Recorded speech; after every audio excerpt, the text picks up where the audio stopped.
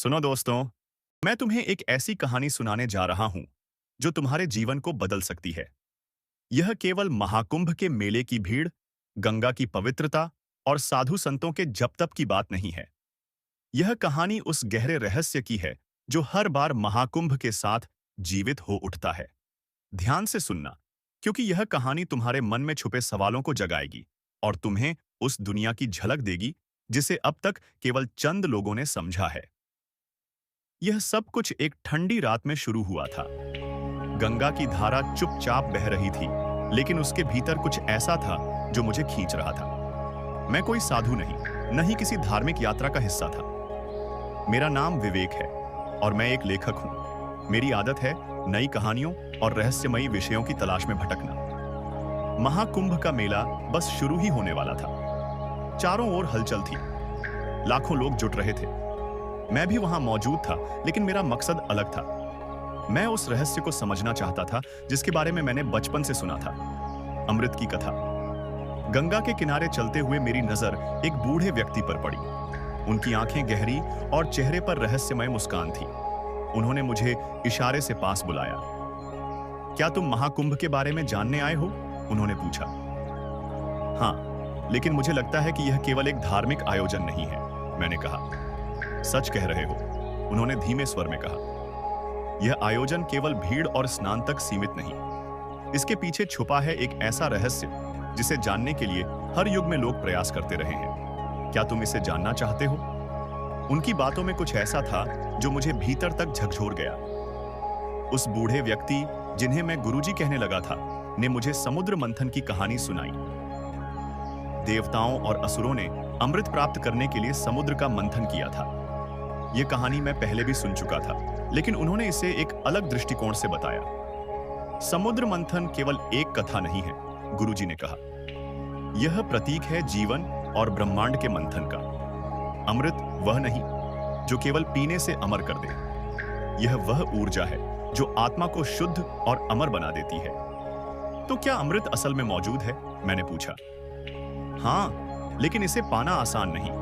हर बार जब महाकुंभ होता है तो यह ब्रह्मांडीय ऊर्जा पृथ्वी पर उतरती है, लेकिन इसे केवल वही देख सकते हैं जो इसके योग्य होते हैं। गुरुजी ने मुझे समझाया कि महाकुंभ का आयोजन केवल धार्मिक तिथियों के आधार पर नहीं होता। इसके पीछे खगोलीय गणनाएं हैं। जब सूर्य, चंद्रमा और बृहस्पति एक विशेष स्थिति में आते हैं, तब पृथ्वी पर एक विशेष ऊर्जा का संचार होता है। क्या यह ऊर्जा हर किसी को प्रभावित करती है? मैंने पूछा।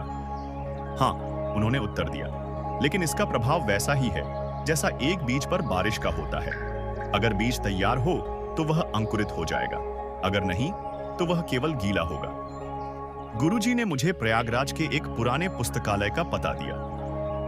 वहां जाकर मुझे एक पांडुलिपि मिली जिसमें महाकुंभ के रहस्यों का वर्णन था। उसमें लिखा था कि महाकुंभ के दौरान 4 विशेष स्थानों, हरिद्वार, प्रयागराज, उज्जैन और नासिक पर ऊर्जा के केंद्र बनते हैं। पांडुलिपि में लिखा था कि इन केंद्रों पर ध्यान, साधना और स्नान करने से व्यक्ति अपनी आत्मा को शुद्ध कर सकता है। लेकिन उसमें यह भी लिखा था कि अमृत केवल शारीरिक नहीं बल्कि आध्यात्मिक है। गुरुजी ने मुझे गंगा किनारे एक साधु से मिलने के लिए कहा। साधु ने मुझे 4 अवस्थाओं के बारे में बताया जिनसे गुजरकर कोई भी व्यक्ति अमृत की खोज कर सकता है। पहला, शुद्धि, शरीर और मन को शुद्ध करना। दूसरा, ज्ञान, ब्रह्मांड के रहस्यों को समझना। तीसरा, साधना, आत्मा को जागृत करना। चौथा, समर्पण, अहंकार और इच्छाओं का त्याग। साधु ने कहा, महाकुंभ का स्नान केवल पहला कदम है, असली यात्रा इसके बाद शुरू होती है। साधु ने मुझे एक दिन गंगा किनारे ध्यान करने के लिए बुलाया। उन्होंने कहा, आंखें बंद करो और गंगा की लहरों को सुनो। मैंने आंखें बंद की और धीरे धीरे मुझे ऐसा लगा जैसे गंगा मुझसे बातें कर रही हो। उसकी हर लहर में एक कहानी थी। मैंने एक अद्भुत शांति महसूस की। साधु ने कहा, यह पहला कदम है। अगर तुम आगे बढ़ना चाहते हो तो तुम्हें अपनी इच्छाओं और डर को छोड़ना होगा। उस रात मैंने गुरुजी से पूछा, क्या आपने कभी अमृत का अनुभव किया है? गुरुजी ने मुस्कुराते हुए कहा, अमृत का अनुभव हर किसी के लिए अलग होता है। किसी के लिए यह शांति है, किसी के लिए ज्ञान और किसी के लिए आत्मा का जागरण। उन्होंने मुझे एक रहस्यमय कथा सुनाई। सैकड़ों साल पहले एक साधु ने प्रयागराज के कुंभ में अमृत की ऊर्जा को महसूस किया था। उसने अपनी साधना से इस ऊर्जा को अपने भीतर समेट लिया, लेकिन इसके बाद वह गायब हो गया। कुछ कहते हैं कि वह अमर हो गया, तो कुछ कहते हैं कि उसने ब्रह्मांड के रहस्यों को जान लिया। गुरुजी की बातें सुनकर मुझे महसूस हुआ कि यह यात्रा केवल महाकुंभ तक सीमित नहीं, यह जीवन की सबसे गहरी यात्रा है। तो क्या हर कोई इस यात्रा को पूरा कर सकता है? मैंने पूछा। हाँ, लेकिन इसके लिए साहस चाहिए, अपनी सीमाओं से परे जाने का साहस। गुरुजी ने मुझे एक और कथा सुनाई जो महाकुंभ के वास्तविक रहस्य को और गहराई से उजागर करती थी। इस बार की कहानी अमृत की उस शक्ति के बारे में थी जो केवल शारीरिक नहीं बल्कि ब्रह्मांडीय थी। गंगा किनारे बैठा मैं हर शब्द को अपने भीतर समेट रहा था। उन्होंने कहा, तुम जानते हो, महाकुंभ केवल पृथ्वी पर एक घटना नहीं है, यह एक ऐसा समय है जब ब्रह्मांड के हर कोने में हलचल होती है। ऊर्जा का ऐसा प्रवाह होता है जिसे समझने के लिए केवल आंखों से नहीं, आत्मा से देखना होगा। गुरुजी ने मुझे अगले दिन सूर्योदय से पहले गंगा किनारे बुलाया। उन्होंने कहा कि मुझे इस यात्रा को आगे बढ़ाने के लिए आत्मिक रूप से तैयार होना होगा। सुबह का वक्त था, ठंडी हवा के झोंके मेरे शरीर को कंपा रहे थे। गुरुजी गंगा की लहरों की ओर इशारा करते हुए बोले, यह केवल पानी नहीं, यह ब्रह्मांड का वह हिस्सा है जो तुम्हें तुम्हारे भीतर के सत्य तक ले जाएगा। उन्होंने मुझे पानी में प्रवेश करने के लिए कहा। जैसे ही मैंने गंगा में पहला कदम रखा, मुझे ऐसा महसूस हुआ जैसे मेरी आत्मा के भीतर कुछ बदलने लगा हो। महाकुंभ का असली अर्थ है आत्मा का मंथन। तुम केवल इस मेला देखकर कुछ नहीं समझ सकते। गुरुजी ने मुझे गंगा किनारे एक साधु से मिलने के लिए कहा जो वर्षों से यहां साधना कर रहा था। उस साधु का नाम किसी को नहीं पता था। वह गुफा में रहता था और केवल कुछ ही लोगों से बात करता था। जब मैंने उनसे पहली बार मुलाकात की तो उनकी आंखें बंद थीं। उन्होंने मुझसे कुछ कहे बिना ही मेरी ओर इशारा किया और बोले, तुम यहां क्यों आए हो? क्या तुम्हें लगता है कि अमृत केवल कथा है? उनकी आवाज गहरी थी। मैंने सिर झुकाकर कहा, मुझे सच्चाई जाननी है। उन्होंने आंखें खोली और कहा, सच्चाई तुम्हारे भीतर है, लेकिन उसे पाने के लिए तुम्हें कई परीक्षाओं से गुजरना होगा। साधु ने मुझे गुफा के अंदर आने के लिए कहा। अंदर घुसते ही मैंने दीवारों पर अजीबोगरीब चित्र देखे। समुद्र मंथन, अमृत कलश और देवताओं की आकृतियां वहां उकेरी गई थीं। यह केवल चित्र नहीं, यह संकेत है, साधु ने कहा। इन चित्रों में तुम्हें वह रास्ता मिलेगा जो अमृत तक ले जाएगा। उन्होंने मुझे ध्यान करने के लिए कहा। गुफा में चारों ओर अंधेरा था, केवल एक दिया जल रहा था। ध्यान करते समय मैंने महसूस किया कि चित्र अचानक से जीवंत हो उठे। समुद्र मंथन का दृश्य मेरी आंखों के सामने तैरने लगा। ध्यान से उठने के बाद साधु ने मुझसे कहा, महाकुंभ केवल अमृत की खोज का प्रतीक नहीं है, यह मानवता के विकास का प्रतीक है। जो भी इस यात्रा को समझ लेता है वह जीवन और मृत्यु के बंधन से मुक्त हो जाता है। मैंने पूछा, तो क्या अमृत असल में मौजूद है? साधु ने मुस्कुराते हुए कहा, अमृत एक ऊर्जा है, इसे महसूस किया जा सकता है, लेकिन केवल वे लोग जो अपनी इच्छाओं और डर को त्याग देते हैं इसे प्राप्त कर सकते हैं। जब मैं वापस गुरुजी के पास लौटा तो उन्होंने मुझे देखा और कहा, तुम अब उस सत्य के करीब हो जिसे केवल चंद लोग समझ पाते हैं, लेकिन याद रखना, यह यात्रा कठिन होगी। तुम्हें अपनी इच्छाओं और अहंकार का त्याग करना होगा। उन्होंने मुझे गंगा के किनारे एक और स्थान पर भेजा जहां महाकुंभ के दौरान साधु अपनी विशेष साधना करते थे। गंगा किनारे का वह स्थान अलग था। वहां साधु एक गोलाकार मुद्रा में बैठे हुए थे। उन्होंने मंत्रोच्चारण के माध्यम से ऊर्जा का प्रवाह बनाया हुआ था।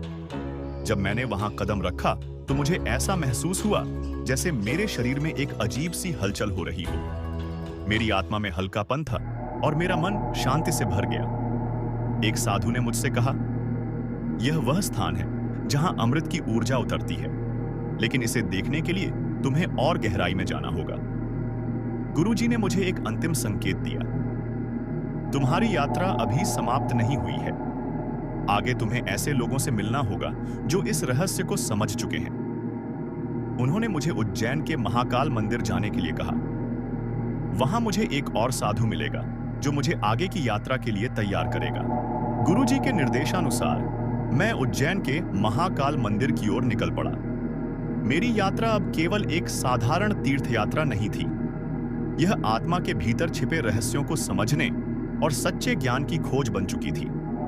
रास्ते में हरिद्वार, प्रयागराज और नासिक जैसे पवित्र स्थलों के दर्शन करते हुए मैंने महसूस किया कि हर स्थान का एक अलग कंपन और ऊर्जा है। लेकिन उज्जैन का अनुभव सबसे अनोखा और गहन था। महाकाल मंदिर की सीढ़ियां चढ़ते ही मैंने एक अद्भुत अनुभव किया। ऐसा लगा जैसे मंदिर की दीवारें सदियों के रहस्यों को अपने भीतर समेटे हुए हैं। वातावरण में शंख की गूंज, मंत्रोच्चार और भक्तों की श्रद्धा ने मेरे मन को एक अजीब शांति से भर दिया। मंदिर के भीतर एक साधु मेरी प्रतीक्षा कर रहा था। वह मुझसे पहले से परिचित प्रतीत हो रहा था, मानो उसे पता था कि मैं वहां आने वाला हूं। उनकी आंखों में गहराई थी और उनके चेहरे पर ऐसा तेज था जो मुझे आकर्षित कर रहा था। साधु ने कहा, पुत्र, तुम यहां तक पहुंच चुके हो। इसका अर्थ है कि तुम्हारी आत्मा शुद्धता की ओर बढ़ रही है।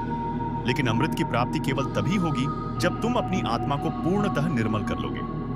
महाकुंभ केवल एक आयोजन नहीं है, यह ब्रह्मांड की ऊर्जाओं का संगम है। और यह संगम केवल उन्हें फल देता है जो सच्चे मन और आत्मा से इसके अर्थ को समझते हैं। उन्होंने मुझे मंदिर के गर्भगृह में एक विशेष स्थान पर ध्यान लगाने को कहा। वहां बैठते ही मैंने एक दिव्य अनुभव किया। ऐसा लगा जैसे समय और स्थान की सीमाएं समाप्त हो गई हों। मैं अपने भीतर झांकने लगा और अपनी कमजोरियों, डर और लालसाओं को पहचानने लगा। साधु ने मुझे बताया, अमृत केवल एक तरल नहीं है, यह आत्मा की शुद्धता और ब्रह्मांडीय ज्ञान का प्रतीक है। इसे पाने के लिए तुम्हें 3 परीक्षाओं से गुजरना होगा। पहला, भय से मुक्ति। तुम्हें अपने सबसे बड़े डर का सामना करना होगा। दूसरी, लालसा का त्याग। जो चीजें तुम्हें बांधती हैं, उन्हें छोड़ना होगा। तीसरी, आत्मा की शुद्धता। अपने भीतर के अंधकार को प्रकाश में बदलना होगा। साधु के निर्देशानुसार मैं महाकाल मंदिर के एक अंधेरे कक्ष में गया। वहां प्रवेश करते ही मुझे अपने सबसे बड़े डर का सामना करना पड़ा। अंधकार ने मुझे घेर लिया और ऐसा लगा जैसे मैं अकेला हूं। लेकिन धीरे धीरे मैंने महसूस किया कि यह डर केवल मेरे मन का निर्माण है। मैंने अपनी आत्मा को शांत किया और अंधकार में छिपे प्रकाश को देखा। इसके बाद साधु ने मुझे एक स्थान पर ध्यान करने को कहा, जहां मेरे सामने मेरी इच्छाओं और लालसाओं का प्रतिबिंब उभरने लगा। मैंने देखा कि मैं धन, शक्ति और प्रसिद्धि के लिए कितना लालायित था। लेकिन धीरे धीरे मैंने समझा कि ये चीजें क्षणिक हैं। मैंने अपनी इच्छाओं को त्याग दिया और आत्मा की सच्ची खुशी को अपनाया। अंतिम परीक्षा में मुझे अपने भीतर के अंधकार को पहचानना था। मैंने अपनी गलतियों और कमजोरियों को स्वीकार किया और उन्हें सुधारने का संकल्प लिया। यह प्रक्रिया कठिन थी, लेकिन जैसे ही मैंने अपने अंधकार को स्वीकार किया, मेरी आत्मा में प्रकाश भर गया। तीनों परीक्षाओं को पार करने के बाद साधु ने मुझे एक पवित्र जल का पात्र दिया। उन्होंने कहा, यह अमृत है, लेकिन यह केवल प्रतीकात्मक है। सच्चा अमृत तुम्हारे भीतर है। जब तुम अपने जीवन को सत्य, प्रेम और करुणा के साथ जियोगे, तभी तुम इसे समझ पाओगे। महाकुंभ का रहस्य अब मेरे सामने स्पष्ट था। यह केवल एक धार्मिक आयोजन नहीं था, यह आत्मा की यात्रा का प्रतीक था।